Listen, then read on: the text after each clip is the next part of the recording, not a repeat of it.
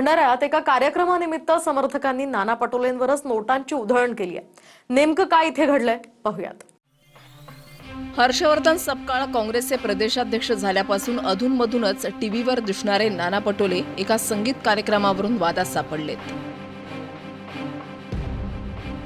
निमित्त होतं बौद्ध पौर्णिमेनिमित्तच्या संगीत कार्यक्रमाचं। या कार्यक्रमात संगीतकारांच्या कलेची दाद म्हणून पैसे उधळले गेले असते तर एक वेळ ठीक होतं, मात्र कलाकारांचं प्रोत्साहन वाढवण्यासाठी नाना पटोलेच मंचावर कलाकारांच्या शेजारी जाऊन बसले आणि पटोलेंच्या समर्थकांनी कलाकारांना सोडून पटोलेंवरच पैसे उधळणं सुरू केलं।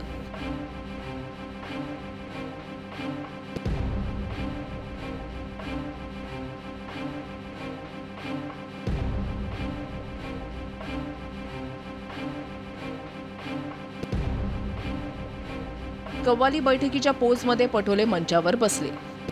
गायकाच्या सुरात मान डोलावत पटोले हात वाजवून ताल देण्याचा प्रयत्न करत होते।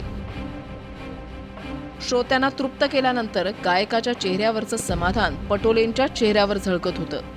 त्यांच्या समर्थकांनीही कलाकारांऐवजी पटोलेंवर पैसे उधळणं सुरू केलं आणि पटोलेंनीही त्यांना रोखलं नाही।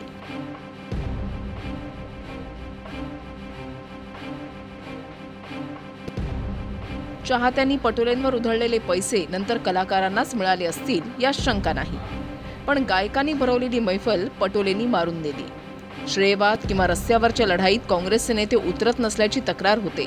त्या न उतरणाऱ्या नेत्यांमध्ये नाना पटोलेंसह बाळासाहेब थोरात, अमित देशमुख, नितीन राऊत, विश्वजित कदम कायम अदृश्य असल्याच्याही चर्चा होतात, पण किमान नाना पटोलेंनी तरी या चर्चा खोडून काढल्या आहेत।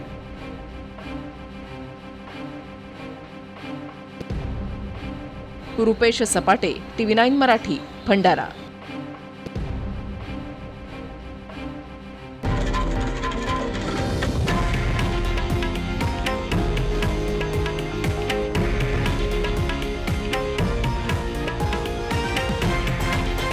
हे आहे देशातील नंबर 1 न्यूज नेटवर्क आणि आपण पाहत आहात TV9 मराठी, एकमेव।